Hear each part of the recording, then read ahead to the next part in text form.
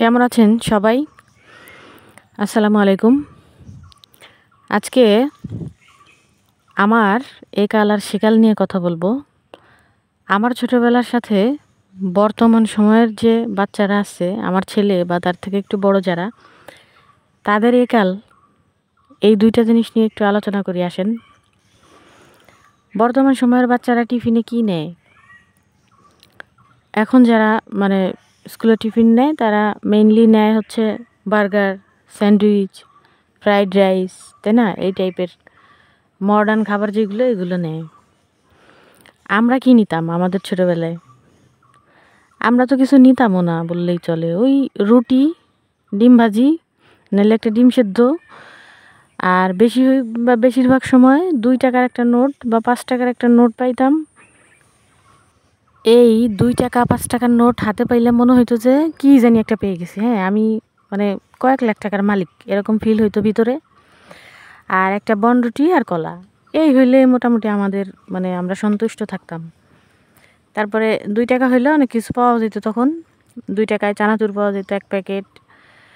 যাই হোক আমি ২০০৫ সালের কথা বলতেছি। তখন আমি ক্লাস 5 এ পড়তাম। তার আগের কথা বলতেছি। তখন ৳২, ৳৫ নিয়েই মানে ৳২ ই বেশি দিত। ৳২ থেকে ৳৫ এর মধ্যে। আচ্ছা, আমার ছোটবেলার আরেকটা মজার খাবারের কথা বলি। পরোটা চিনি দিয়ে পরোটা বা রুটি, মানে ওই রুটি বা পরোটার মধ্যে চিনি দিয়ে ওটারে রোল করলে রোল হয়ে যেত। ওইটা টিফিন হিসেবেও চলতো, আবার বাসাতেও চলতো। তো এটা আমার খুব পছন্দের ছিল। আমি মানে বেসিক্যালি ওইটা খাইতাম বেশি বাসায় বা টিফিনেও মাঝে মধ্যে নিতাম। তো এটা খুব মানে আমার কাছে খুব জনপ্রিয়, মানে আমাদের সময়ে জনপ্রিয় ছিল। তারপরে মেলা একটা বিশেষ ভূমিকা রাখতো আমাদের সময়ে। বিনোদনের একমাত্র জায়গা বলতে মানে গ্রামের যেসব বাচ্চারা, এদের তো আসলে ওইভাবে ঘুরতে যাওয়ার মতো ওইরকম কোনো মানে জায়গাও ছিল না। তো বিনোদন কেন্দ্র বলতে তখন আমরা মেলা বুঝতাম। গ্রামে বিভিন্ন ধরনের মেলা হইতো। ওই মেলাগুলোকেই আমরা বুঝতাম।